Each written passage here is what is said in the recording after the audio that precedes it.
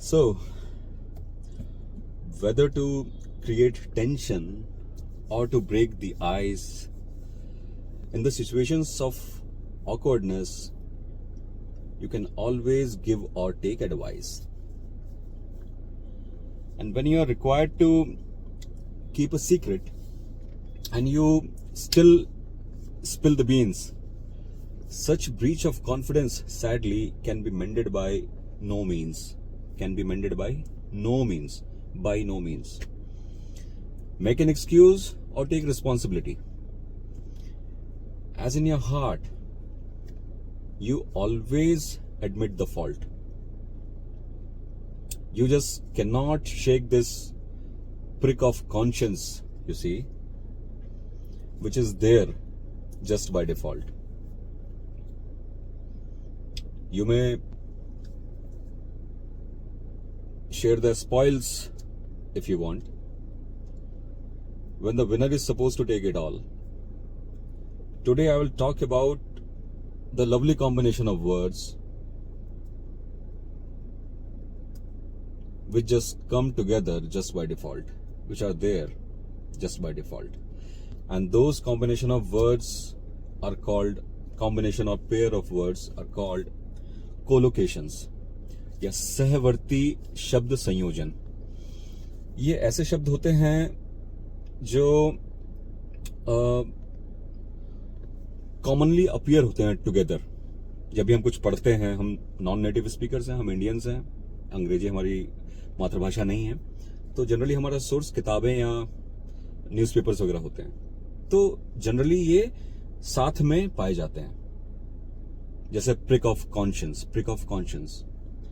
good habit, bad habit, इस प्रकार से.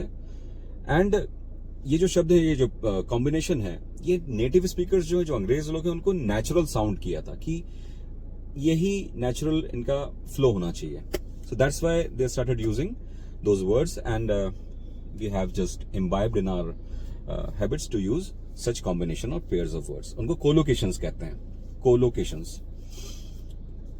तो आज का यही टॉपिक है. तो कुछ एग्जांपल्स उसको देखना अगर हम चाहें तो. जैसे हैबिट्स का मैंने अभी बात की थी, तो हैबिट्स कैसी होती हैं, कैसी भी हो सकती हैं हैबिट्स? काली गोरी, लंबी चौड़ी, खट्टी मीठी, सही गलत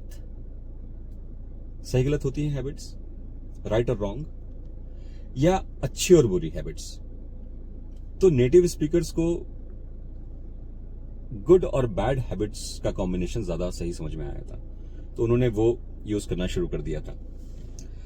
तो ये तो हमने एक एग्जाम्पल देख लिया, साथ में और भी एग्जाम्पल्स देख सकते हैं. जैसे गुड और बैड चॉइसेस भी होती हैं, आइडियाज भी होते हैं गुड और बैड, इन्फ्लुएंसेस भी गुड और बैड होते हैं. जैसे your son is under bad influence, your daughter is under good influence. So this is the way it is used, they are used. Results भी बैड और गुड होते हैं. एडवाइस मैंने बोल दिया पहले. इंटेंशंस गुड और बैड होते हैं. Experiences, behaviours, outcomes. तो ये कॉम्बिनेशंस यहां काम करता है. और भी एग्जांपल्स हो सकते हैं. I am just putting it for the sake of this lecture, of this video. ऐसा दूसरा एग्जाम्पल अगर हम देखें तो मैथड्स है. जैसे तो मैथड्स कैसे हैं? अच्छे बुरे मैथड्स हो सकते हैं ना, लेकिन हम बोलते क्या हैं?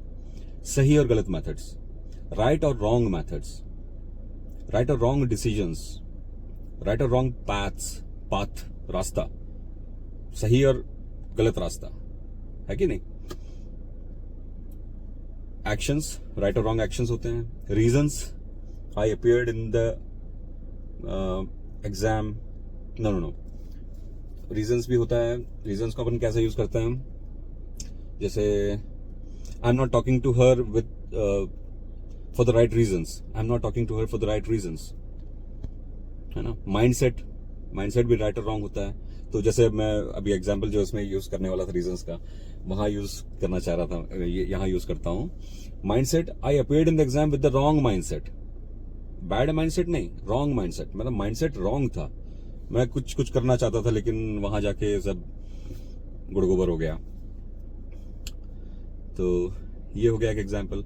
डाइट के तौर पे जैसे कुछ वर्ड्स हैं जो कॉमनली यूज करते हैं जैसे डाइट है, हम क्या बोलते हैं, सही और गलत डाइट होती है जनरली हमारी, लेकिन हम बोलते क्या है, हेल्दी और अनहेल्दी डाइट, है कि नहीं।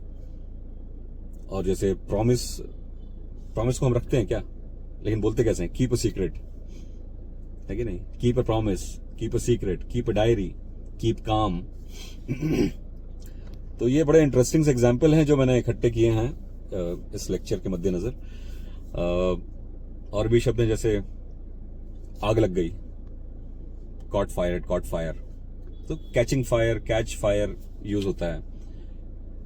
उसको जुकाम हो गया तो अपन क्या बोलेंगे, अपन तो कुछ भी बोल सकते हैं, लेकिन अंग्रेजों ने बोला कि कैच अ कोल्ड बोलना फ्रेज ज्यादा सही रहेगा, है ना।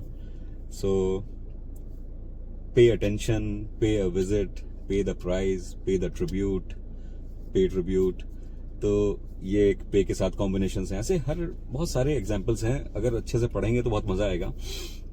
एडवाइस के तौर पे जैसे फर्स्ट मैंने यूज किया था, you can always take good और बैड एडवाइस, तो give advice, give a speech etcetera, और make an effort, make an impression, have a conversation, have fun etcetera,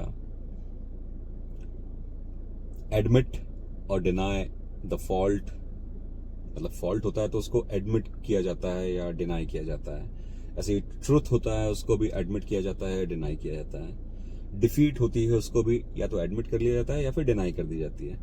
तो these are the words, combination of words जो हम collocations, जिनको हम collocations कहते हैं। And this is the video for today, and see you till the next video is there for you. Thanks for watching this. Good night. Shabba khair. Jai Hind.